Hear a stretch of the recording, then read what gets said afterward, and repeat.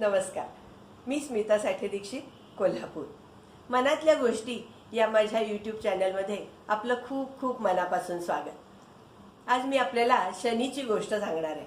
शनी म्हटलं की आपल्याला शनीची पीडा, शनीची साडेसाती, मागे लागलेला शनी या सगळ्या गोष्टी आठवतात आणि शनी म्हणजे दुःख हे आपण समजत असतो.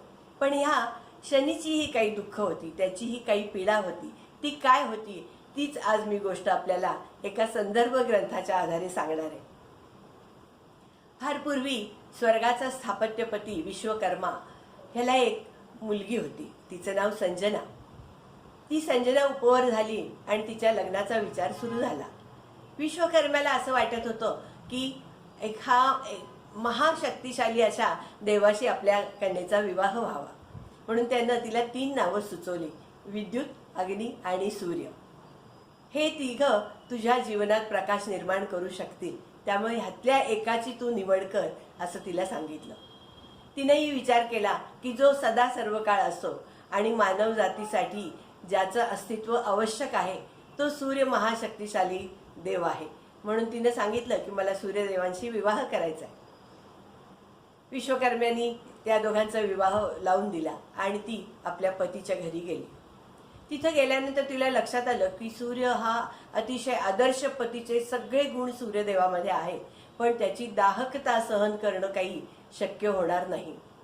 म्हणून ती काहीतरी सबब काढून ती आपली वडिलांच्या घरी आली. वडिलांनी विचारलं काय झालं. तिने सांगितलं की ती दाहकता मी सहन करू शकत नाहीये. तेव्हा ते म्हणाले ठीक आहे, आपण त्याची दाहकता कमी करू. आणि त्यांनी त्याची दाहकता कमी केली. एक प्रयोग केला आणि त्यातून धूळ, तेज आणि ऊर्जा निर्माण झाली. आणि त्यापासून 3 दैवी गोष्टी निर्माण केल्या: एक पुष्पक विमान, सुदर्शन चक्र आणि त्रिशूळ. पुष्पक विमान कुबेराला दिलं, त्रिशूळ शंकरांना दिला आणि सुदर्शन चक्र विष्णूला दिलं. सूर्याची दाहकता कमी केल्यानंतर परत संजना आपल्या पतीच्या घरी गेली.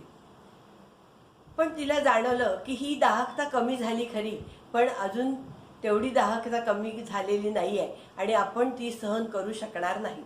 म्हणून ती परत आपल्या वडिलांच्या घरी आली. पण तिला आता लक्षात आलं की आता सूर्यदेव बोलावणं पाठवतील आणि परत आपले वडील आपल्याला आपल्या पतीच्या घरी पाठवतील. म्हणून तिनं एक प्रयोग करायचं ठरवलं. ती अतिशय बुद्धिमान होती आणि आपल्या वडिलांची विद्या तिला अवगत होती. तिनं आपलं एक प्रतिरूप निर्माण केलं, ज्याला आता आपण क्लोन म्हणतो. ते प्रतिरूप निर्माण केलं.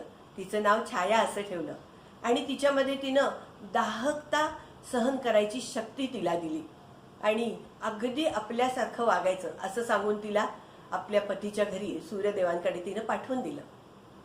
कामाच्या व्यस्ततेमुळं सूर्यदेवांच्या लक्षातच आलं नाही की ही संजना आहे की छाया आहे आणि ते तिच्याबरोबर राहायला लागले. कालांतरानं त्यांना एक मुलगा झाला. त्याचं नाव शनी असं ठेवलं. ही वार्ता समजताच विश्वकर्म्यांनी आपल्या मुलीला जाब विचारला हे कसं घडलं. तिला सगळं खरं खरं सांगणं भाग पडलं. तिने सांगितलं की मी प्रतिरूप निर्माण केलं आणि तिला पाठवलं होतं. विश्वकर्मा भयचकित झाले आणि तिला म्हणाले ही तू फार मोठी चूक केलेली आहेस. अशामुळं निसर्गाचा आणि मानवजातीचा समतोल बिघडतो आणि तू पुन्हा अशी चूक करू नकोस आणि तू आपल्या पतीच्या घरी जा.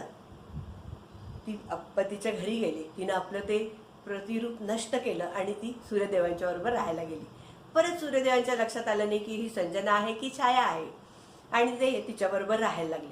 शनी सुद्धा हीच आपली आई आहे असं समजून संजनाबरोबर राहायला लागला. कालांतरानं त्या दोघांना जुळी मुलं झाली.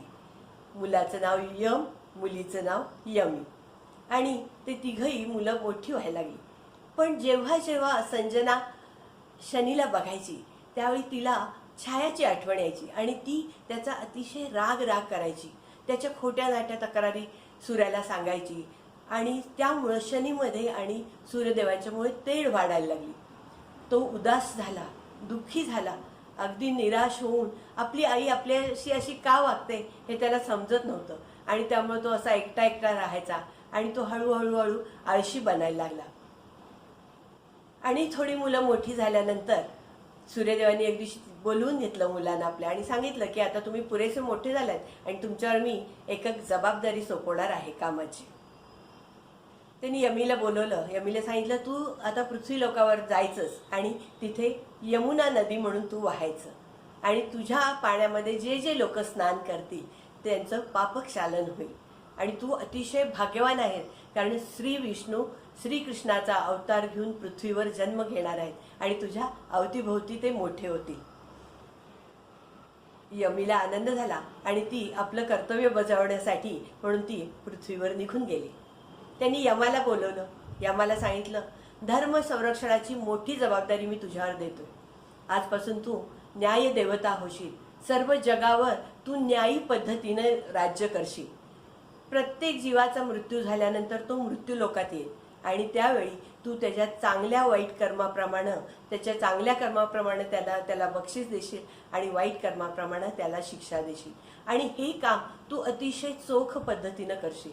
तू कुणावरही दया दाखवणार नाहीस, कुणावरही उपकार करणार नाहीस आणि अतिशय न्याय्य पद्धतीनं तू ह्या सर्व गोष्टी करशील. आणि तू आता मृत्यूलोकामध्ये आणि तुला एक गहन असं ज्ञान प्राप्त होईल आणि तुला यमधर्म म्हणून ओळखलं जाईल आणि तू मृत्यूलोकामध्ये आता निघून जा. तो आनंदाने त्याने ती जबाबदारी स्वीकारली, वडिलांना नमस्कार केला आणि तो मृत्यूलोकामध्ये निघून गेला. नंतर शनी आला. तर सूर्यदेव म्हणाले, तू कुठल्याही कामाचा नाही आहेस, त्यामुळे तुला मी कुठलीही जबाबदारी सोपवत नाही आहे. शनीला दुःख झालं. शनी बघायला लागला की वडील आपले असे कसे काय म्हणू शकतात. तो त्यानं आपल्या आईकडे बघितलं. तिनं काहीही लक्ष दिलं नाही. तेव्हा शनी म्हणाला, माते तू काहीच का लक्ष देत नाहीस माझ्याकडे. मी लहानपणापासून बघतोय की तू माझा रागराग करतेस आणि कधीही आमच्या दोघांच्या भांडणामध्ये सुद्धा तू माझी बाजू घेतली नाही. तू अशी कशी काय वागू शकते. एक आई अशी कशी काय असू शकते आणि अशी आई कुणालाही मिळू नये. हे ऐकल्यावर मात्र संजनाला खूप संताप आला. ती म्हणाली, तू आईचा अपमान करतोस. या जगामध्ये महान शक्ती फक्त आईच आहे आणि तिचा तू अपमान केलेला आहेस आणि ही गोष्ट मी सहन करणार नाही. तुला याची शिक्षा भोगावीच लागेल. आणि तिनं त्याला शाप दिला की तू लुळा पांगळा होशील. त्या क्षणी शनी खाली पडला. त्याचा एक पाय लुळा पडला होता. सूर्यदेव म्हणाले, त्यांना आश्चर्य वाटलं, हे असं कसं काय झालं. त्यांनी संजनाला विचारलं, अगं आपल्याच मुलाला तू अशी कशी शिक्षा देऊ शकतेस. अशी क्रूर शिक्षा का दिलीस तू त्याला आणि काय ते खरं खरं सांग. मला तर आता शनीच्या बोलण्यामध्ये तथ्य वाटायला लागलेलं आहे. आता तू काय ते खरं सांग. म्हटल्यावर तिला सगळं परत खरं सांगणं भाग पडलं आणि तिने सांगितलं की मी असं प्रतिरूप केलं होतं आणि हा छायाचा मुलगा आहे, माझा नाही. त्यामुळे मला त्याला बघितलं की छायाची आठवण यायची आणि मी त्याचा रागराग करायची. सूर्यदेवांना खूप दुःख झालं. त्यांनी सांगितलं, पुत्रा माझ्यामुळेच आज तुझी अवस्था झालेली आहे, कारण मला संजना आणि छाया यातला फरकच लक्षात आला नाही आणि त्यामुळे तुझी आज अवस्था अशी झालेली आहे. तर मी संजनाच्या शापाची तीव्रता कमी करायचा प्रयत्न करतो आणि उठ उभा राहा, चालायचा प्रयत्न कर. तू आता लुळा पांगळा राहणार नाहीस, पण एका पायाने थोडासा लंगडशील. शनिदेव उठून उभा राहिला. त्यानं वडिलांना नमस्कार केला. सूर्यदेव पुढे म्हणाले की शनी, आता मी तुझ्यावरही एक जबाबदारी एक सोपवतो आणि तूही तुझ्या भावाप्रमाणे न्याय निवाडा करशील. लोकांना तू त्यांच्या चांगल्या वर्तनाची चांगली फळं देशील आणि त्यांच्या वाईट वर्तनाची शिक्षा देशील.